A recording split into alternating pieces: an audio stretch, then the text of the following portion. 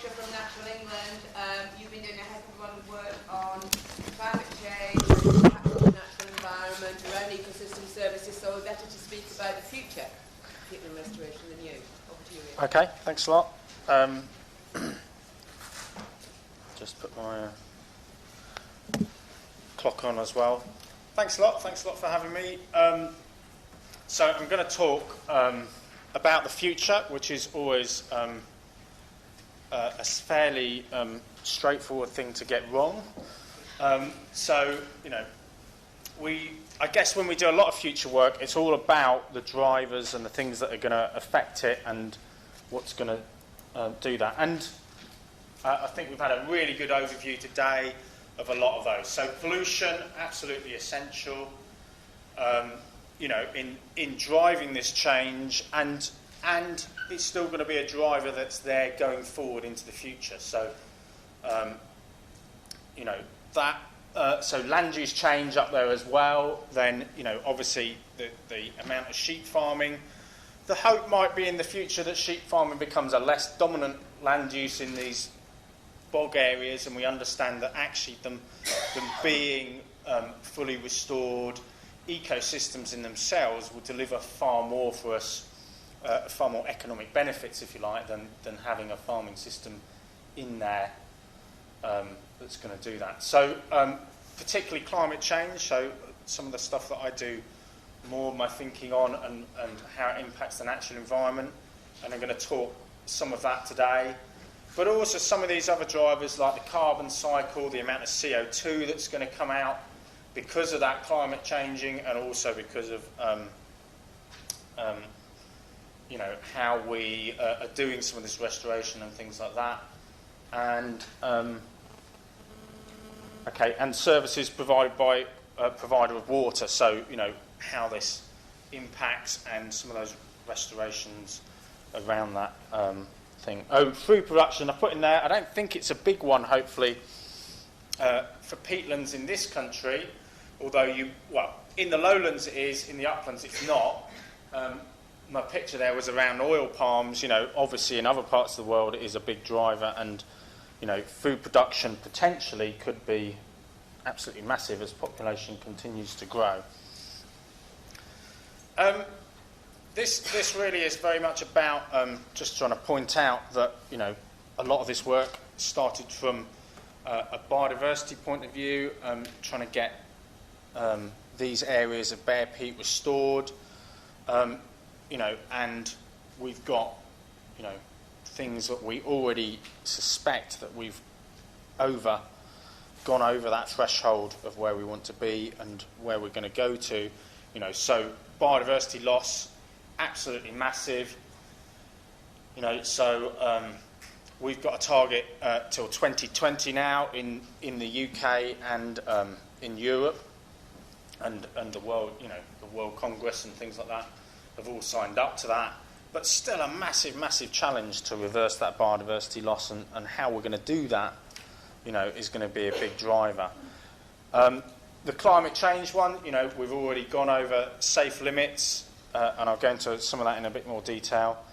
And some of this about nutrient stuff, not so important for the peatland stuff, but, you know, still important driver. So this was from the IPCC assessment in 2007, really just trying to make the point that, you know, we're going to have degrees of this, we're on a trajectory, you know, well, we know it's going to be at least 2 degrees. You know, the international community has said we will stop it before 2 degrees, but to do that they had to have really acted 10 years previously. So, and we know this is going to have massive effects, and one of those places it's going to have effects is, you know, our peatlands. This really is just trying to make that point. So this splits it down into 6 degrees. The first real key feedback loop that we really need to try and address is carbon. And, you know, we've already heard how important the peatlands are on our carbon store. And I think this is going to be the thing that's really going to drive peatland restoration. Possibly not in the next 5 years, but in the next 20 or 30 years, you know, that's really going to be the thing. And the more we can do to mitigate that, the more sphagnum cover we can get on these places, the more we can get functional ecosystems back in these areas, then the more likely we are to move this threshold so that we can alleviate all that carbon going up into the atmosphere. And, you know, as we've heard, we've had, you know, 10, 15 years of excellent practice on how to do that and a lot of learning as we go along with that. This is from the Stern Review, way back in 2006, you know, still doesn't feel like we've even taken this on board in our economic policy, how big an impact that climate change is going to be. Even this winter, you know, there seemed to be another wake-up call, but, you know, a couple of months later, everybody's gone back to sleep on it again, and it really feels like, you know, we're not really doing that. Particularly like this one from the table, because it does really bring in the massive uncertainties in there. So, you know, we've got 400 parts per million of CO2, we've got a 5%, that's somewhere below the 1%, that is really where we're hoping it's going to end up, but it could be up as nearly up as 3 degrees centigrade of rise, you know, and obviously as you go up from that, it's big as well. So the IPCC came out in the autumn, and again, quite a lot of stuff has been just released this spring, and that really reiterates that. Okay, climate change, you know, will probably be an important factor altering peatland vegetation in temperate and boreal regions, you know. So it's in there, it's in that science, and in fact, you know, there's wetland restoration things and targets that might come into the UK Climate Change Act and how we do some of that with a bit more work. So some of that happened in the autumn, although DEFRA and DEC are now starting to work on what that really means and how that's going to actually pan out, if you like. Yeah, and we know peatland restoration is going to help this. You know, bare peatlands we know is a bad thing. Covered peatlands that are further along that path to restoration, full restoration, and that's a learning process the whole time, is important. And just really to point out, I mean, the greenhouse gas perspective, drained lowland peatlands, the ones that we farm, all our grade 1 agricultural land, you know, the Somerset levels that we heard so much about in this winter, but, you know, the Lancashire lowlands, the fens, you know, they're the ones actually losing more greenhouse gas because they're bare and drained than the other thing. So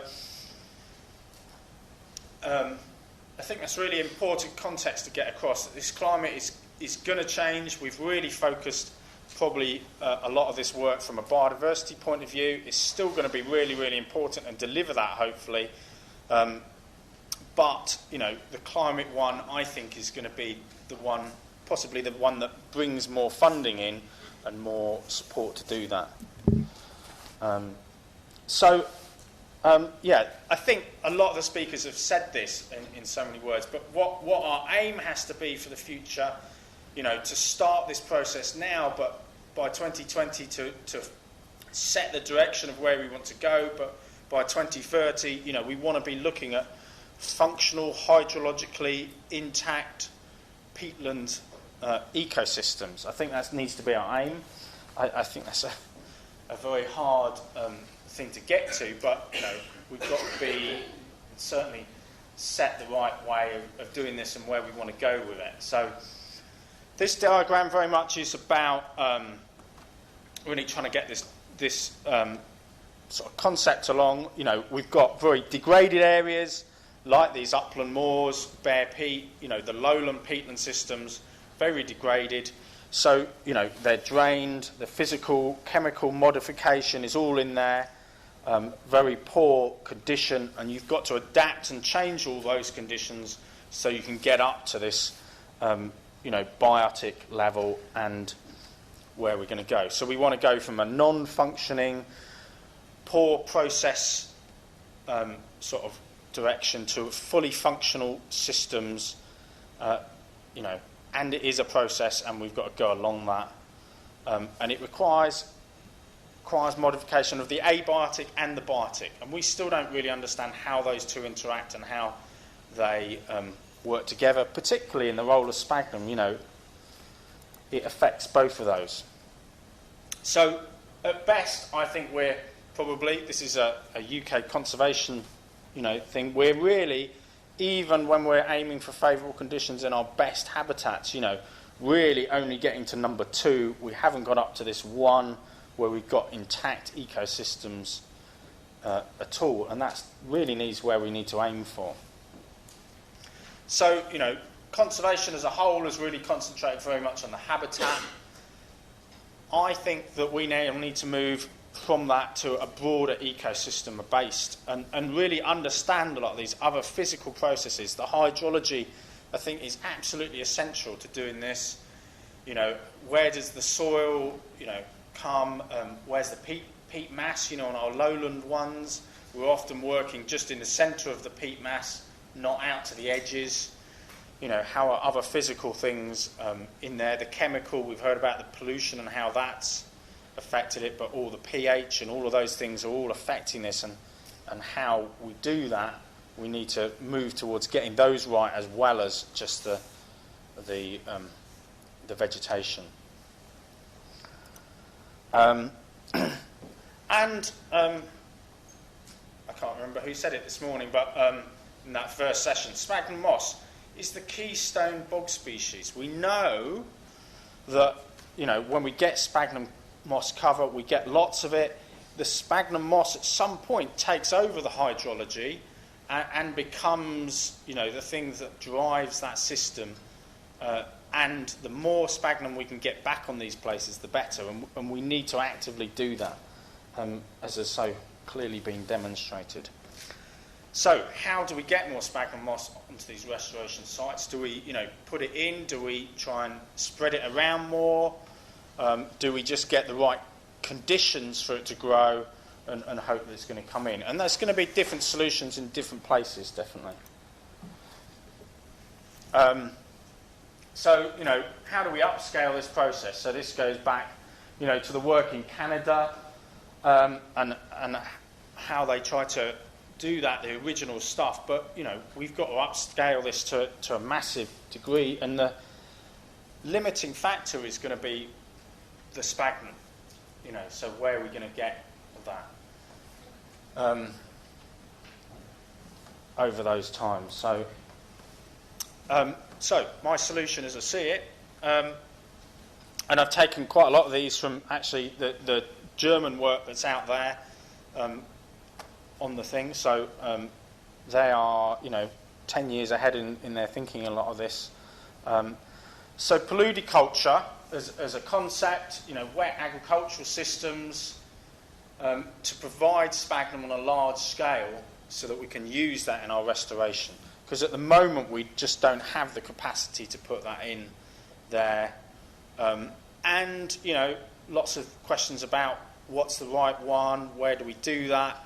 I think there's definitely, we're moving away from a lot of pump drains, infrastructure systems, the EA's trying to reduce their impact on that. And I think there's a real opportunity to put some of this wet agricultural systems back into that and do some of that research and then really upscale it.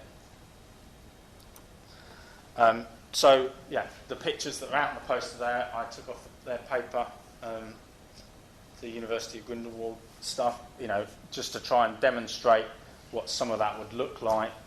This is milled, extracted site, but where we've also got farmed stuff that's shrunk.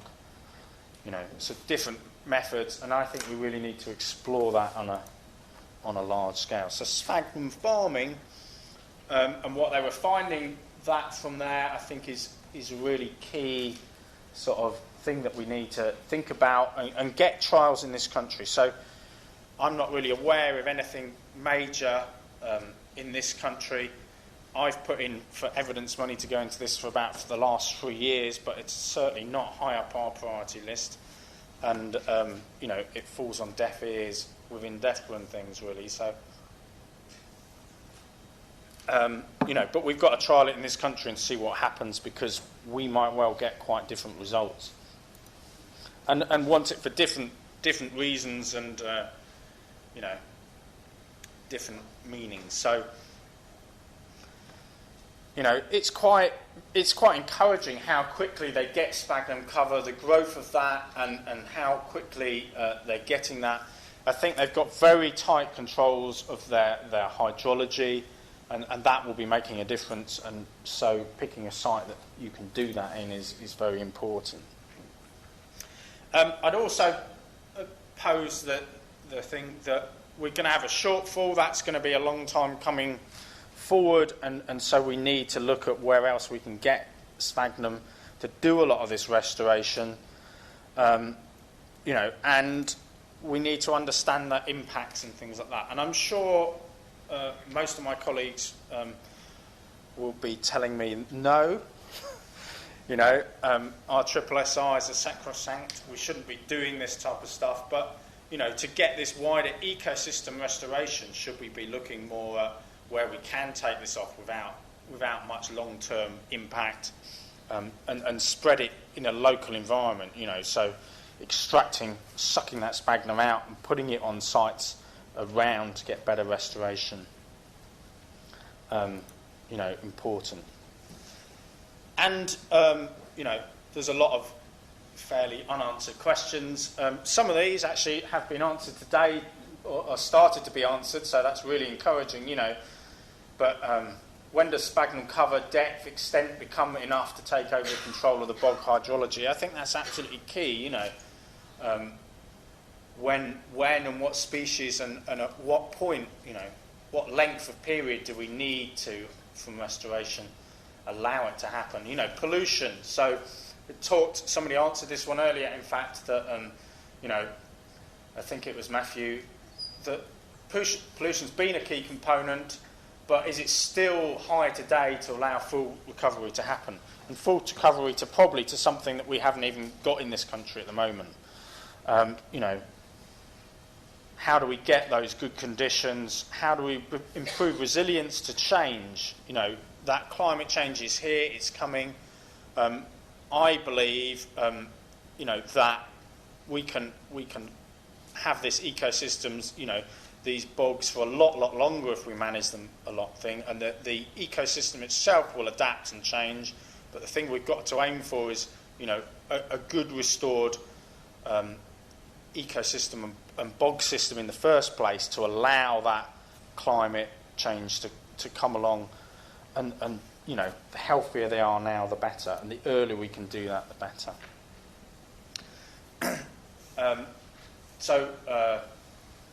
This is just really was trying to get across this conceptual thing. So at the moment we aim for favourable condition.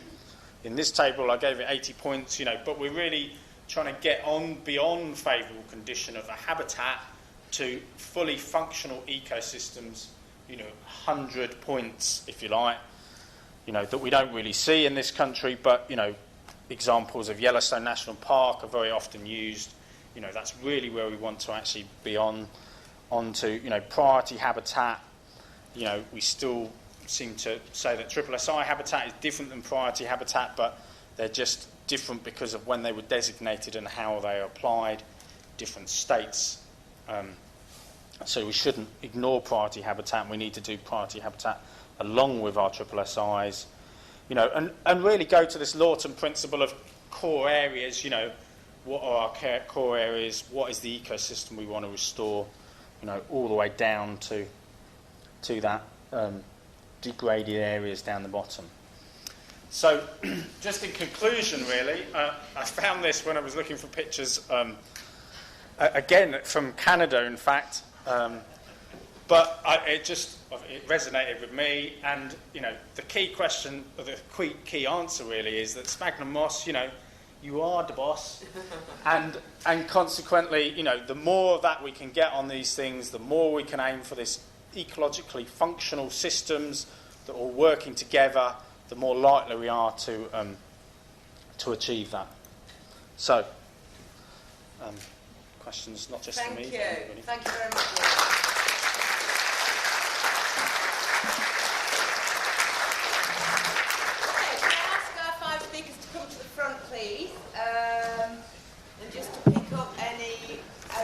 any questions that you may have, observations, and